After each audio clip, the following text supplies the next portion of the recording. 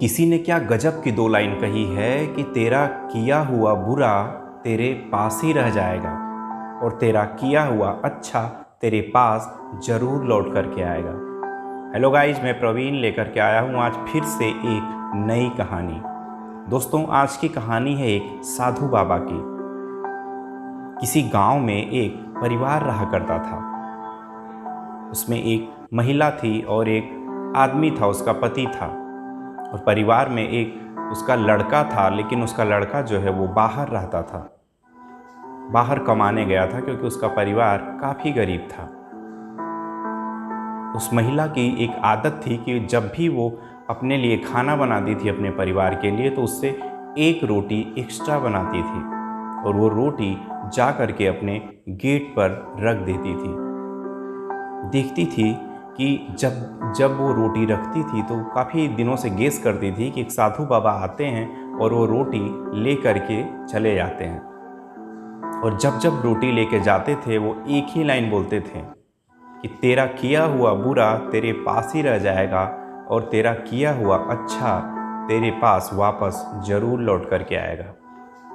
जितनी बारी वो रोटी लेते हैं वो उतनी बार ये लाइन बोल करके जाते हैं।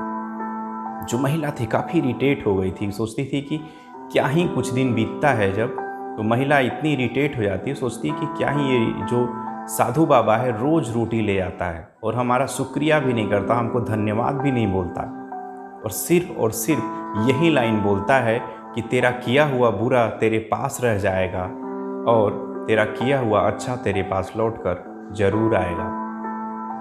काफ़ी इरिटेट हो जाती है वो महिला। एक दिन काफ़ी गुस्सा हो जाती है कि इसका रोज़ रोज़ का तरीका है, मैं रोटी रखती हूँ कि कोई लेगा, एटलीस्ट हमारा अप्रिसिएट करेगा, हमको थैंक यू बोलेगा, हमको धन्यवाद बोलेगा, हमको शुक्रिया कहेगा, लेकिन ये तो बिना कुछ कहे ही, बिना कुछ बस आता है, तुरंत रोटी लेकर के चला जाता है। काफ़ी गुस्सा हो जाती है वो, सोचती है कि ये बहुत बुरा हो रहा है। यदि सोचती है कि इससे इन सब से छुटकारा पाए, तो एक बार क्या करती है कि रोटी में जहर मिला करके रोटी बनाती है और वो रोटी अपने गेट के पास जाकर रख देती है। साधु से काफ़ी परेशान होने के बाद उसने फैसला लिया कि इसको जहर की ही रोटी खिला दो, बूढ़ा सा है, बिल्कुल खा करके ख़त्म हो जाएगा। कई दिन से पर्चा हुआ है, ना कुछ धन्यवाद बोलता है ना कुछ भी। जैसे ही रोटी रखती है उसके थोड़ी देर बाद उसके दिमाग खुलता है उसका और कहता है कि हाँ, ये मैं क्या कर रही हूँ, मैं किसी को जान से मार रही हूँ, ये तो बहुत ही गलत है।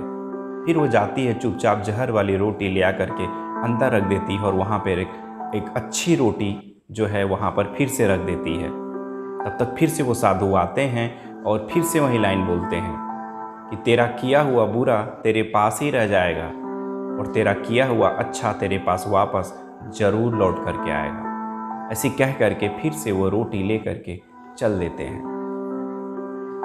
थोड़ी देर बीतता है, तब उसका कोई दरवाज़ा खटखटाता है और वो देखती है तो उसका बेटा जो काफ़ी दिनों से बाहर गया होता है कमाने के लिए, बेटे को देख करके काफ़ी खुश हो जाती है कि अरे अचानक से मेरा बेटा आ गया। कई दिनों से उससे कांटेक्ट नहीं हो पा रहा था, कई दिनों से उससे बातचीत नहीं हो पा रही थी। माँ बिल्कुल घबराई रहती है अपने बेटे के लिए और रोज़ भगवान से प्रार्थना करती थी कि मेरा बेटा भगवान जहाँ भी हो अच्छे से रहे। तो अपने बेटे को देख करके खुश हो जाती है, लेकिन उसका चेहरा इतना लटका हुआ होता है कि उसको देख करके थोड़ा सा नर्वस हो जाती है और पूछती है कि बेटा, इतने दिन के बाद तुम अचानक से आ गए, बहुत खुशी की बात है, लेकिन तुम्हारी शक्ल कैसी बनी हुई है?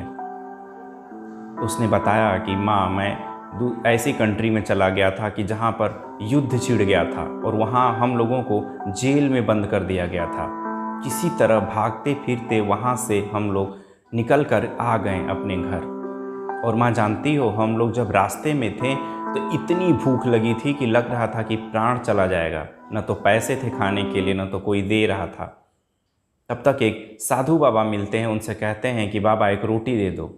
और वो बाबा हमको एक रोटी दिए और हम उस रोटी को खाएं और वो बाबा जाते जाते एक ही बात बोले कि तेरा किया हुआ बुरा तेरे पास ही रह जाएगा, तेरा किया हुआ अच्छा तेरे पास ज़रूर लौट करके आएगा।